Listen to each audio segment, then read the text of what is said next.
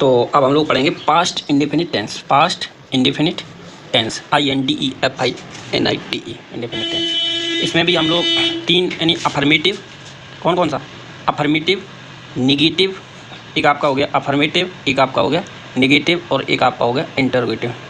3 ही आते हैं। इंटरोगेटिव में 2 प्रकार के होते हैं, एक क्या वाले यानी क्या से शुरू होने वाले वाक्य, और एक दूसरे जो प्रश्नसूचक शब्द होते हैं वो बीच में आए तब। ठीक है, इनको हम विस्तार से अब देखेंगे तब समझ में आएगा। तो पास्ट इंडेफिनिट की क्या पहचान होती है? इंडेफिनिट की पहचान होती है वाक्यों के अंत में। ठीक है, क्या आ जाए? बड़ा आ, या, ई, बड़ी ई, ए, था, हैं, ता, या, ती थी, ते थे आदि शब्द अगर आते हैं, ठीक है, ये पहचान वाले हैं, बाद में मिलाएंगे इन अक्षरों को। ठीक है, इनमें से अगर कोई एक आता है तो आप कहेंगे ये आपका पास्ट इंडेफिनिट टेंस का है। ठीक है, अब वो इंडेफिनिट के बाद अफर्मेटिव है या नेगेटिव है या इंटरोगेटिव है, उसको थोड़ा हम विस्तार से देखेंगे तब समझ में आएगा। देखो, वह कल आया था। ठीक है, यहाँ पे क्या आया बताइए, यहाँ पे बताइए क्या आया, क्या पहचान आई? आ था। ठीक है, यहाँ पे यह पहचान लिया हमने। यहाँ देखो खरीदी, क्या पहचान आ गई?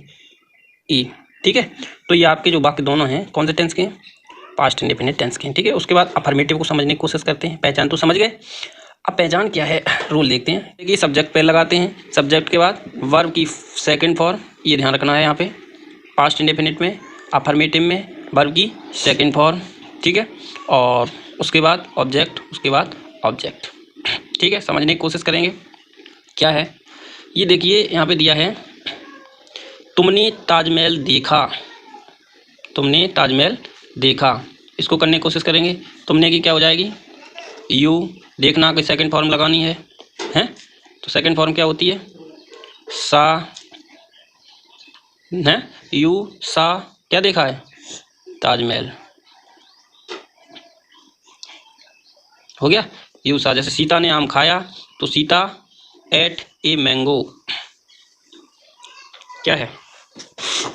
का होता सब्जेक्ट, वर्ब की सेकंड फॉर्म और ऑब्जेक्ट। ठीक है, आप ट्रांसलेट इनटू इंग्लिश में कोशिश कर रहे हैं। मोर बाग में नाचा आ गया पहचान में, है, हाँ, ये था आ गया पहचान में, है, ई थी आ गया पहचान में, ई आ गया पहचान में।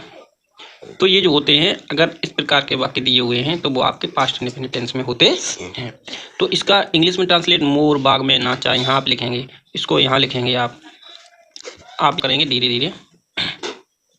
अब आगे चल रहे हैं। कुछ कठिन शब्द इन वाक्यों को करने के लिए 10 वाक्य दिए हैं, उनके लिए दिए हैं। देखो, आप इनको चाहे तो यहाँ मदद ले लें।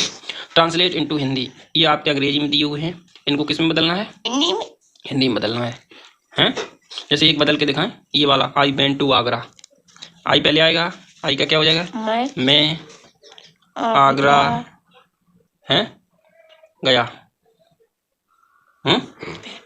मैं आगरा गया, हो जाएगा।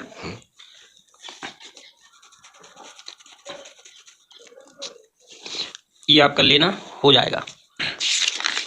उसके बाद हम आते हैं नेगेटिव पे। किस पे आते हैं? नेगेटिव। नेगेटिव में बस क्या बढ़ जाता है?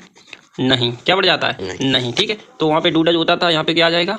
डिड। ये सरल हो गया। उसमें 2 होते थे, डू और डज, प्रेजेंट इंडेफिनिट। जबकि पास्ट इंडेफिनिट नेगेटिव जो टेंस होता है उसमें सिर्फ डिड होता है, चाहे वो एक वचन का हो चाहे बहुवचन का हो। ये तो आप सीखना पड़ेगा है।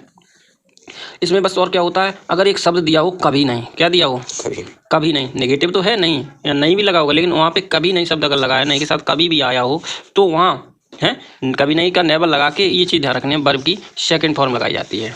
कौन सी फॉर्म? Second form. ये आप ध्यान रखना। ठीक है, तो हम कोशिश कर रहे हैं, मैं स्कूल नहीं गया था। इसको कैसे करेंगे? मैं का आई, क्या होगा? आई। फिर सब्जेक्ट के बाद उसने कहा डिड नॉट लगाइए, लगा दीजिए डिड नॉट, लग गया। और फिर उसने क्या कहा? वर्ब की फर्स्ट फॉर्म लगा दीजिए, जाना की लगा दीजिए गो, लग गया। फिर उसने कहा कि ऑब्जेक्ट लगाइए, कहाँ गए? स्कूल, तो गो टू स्कूल हो जाएगा। I did not go to school. हमने किताबें नहीं खरीदी थी, तो हमने बी लगाएंगे, डिड नॉट है। फिर उसके बाद खरीदना की लगाएंगे, खरीदना की, परचेस है। फिर क्या? किताबों की बुक्स। एक्सरसाइज पे आते हैं, इनटू इंग्लिश में कोशिश करते हैं। मैंने तुम्हें नहीं बुलाया था, मैंने तुम्हें नहीं बुलाया था। इसको करने की कोशिश करेंगे। आप यहाँ करना, हरी मथुरा नहीं गया, यहाँ करना। ये आप धीरे धीरे पढ़ लीजिए, वीडियो रोक लीजिए। नहीं बुलाया था, डिड नॉट कॉल, पुलिस की ये लिख दी उसने, कठिन कठिन शब्द ये लिख दिए, इसमें मदद के लिए आप कर सकते हो हैं। ट्रांसलेट इनटू हिंदी, ये वाक्य आपको अंग्रेजी में दिया, आप हिंदी में करने की कोशिश करना। टू जंप मीन्स बता दिया उसने, कूदना। टू स्लीप मीन्स बता दिया, सोना है। अब सिंपल हो गया, अफर्मेटिव हो गया, निगेटिव हो गया। अब नंबर किसका आता है? इंटेरोगेटिव का, यानी पास्ट इंडेफिनिट इंटेरोगेटिव सेंटेंस हो गया। इसको कैसे करेंगे? इन वाक्यों की क्या पहचान है? पहचान वही पुरानी है, था आती थी है, और बस अंतर क्या होगा इसमें? क्या होगा? प्रश्न सूचक शब्दों का प्रयोग होने लगेगा, हाँ, और वाक्यों के अंत में प्रश्नवाचक चिन्ह आने लगेगा। ठीक है, ये दो रूल होते हैं इसके, बताया था अभी। एक तो पहला रूल क्या से शुरू होने वाला, दूसरा रूल प्रश्नसूचक शब्द अगर आता है, ठीक है, वो वाला। अगर क्या से शुरू होगा तो डिड हम पहले लगाते हैं, डिड सब्जेक्ट वर्ब है कि first form plus object plus question mark का। ठीक है, अब बस अंतर क्या है रूल नंबर 2 में? यहाँ प्रश्नसूचक शब्द और जुड़ जाता है, यहाँ पे बस क्वेश्चन मार्क प्लस सबसे पहले। तो वही है, देखो बिल्कुल ये वाला रूल आपका यहाँ भी सेम मिलेगा आपको।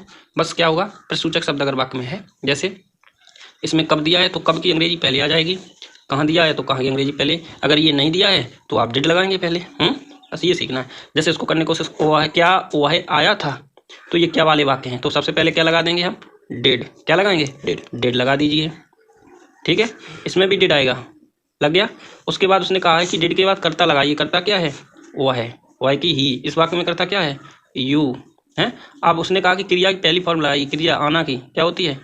कम है। यहाँ पे जाना की लगेगी, जाना क्या है? गो।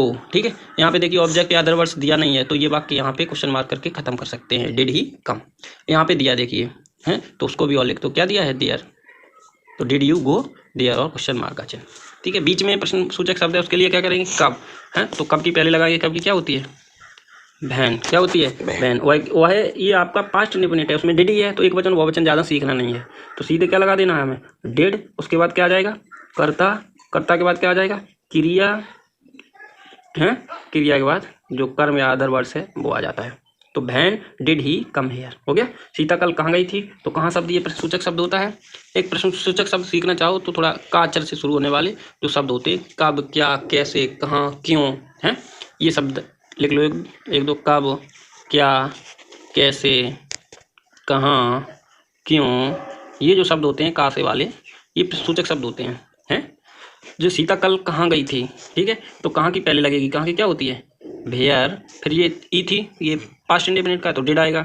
ठीक है, वेयर डिड। फिर कर्ता आएगा, कर्ता क्या है? सीता। फिर जाना आएगा, क्या है? गो। ठीक है, गो के बाद यस्टरडे आ गया। ठीक है, अब ये पास्ट इंडेफिनिट आपका खत्म होने वाला है। ट्रांसलेट इनटू इंग्लिश, अंग्रेजी में अनुवाद कीजिए। तो ये सूरज कब निकला था, मोर कहाँ बैठा था, उन्होंने तुम्हें क्यों पीटा था, क्या रश्मि ने कल गीत गाया था। ये वाले जो 10 वाक्य हैं आपके एक्सरसाइज के लिए हैं, आप इनको यहाँ करना या वीडियो रोक लेना। अगर आपको कोई वाक्य आता नहीं है तो आप हमें कमेंट बॉक्स में लिख देना, हम आपको ज़रूर बताएंगे। ठीक है, ये कठिन शब्द हैं, देखो चोर की ये लगा लिख दिया उसने, कल की ये लिख दी है, कब की ये लिख दी है, हाँ, पीटना की ये लिख दी है। ट्रांसलेट इनटू हिंदी, वाक्य अंग्रेजी में दिए हुए हैं।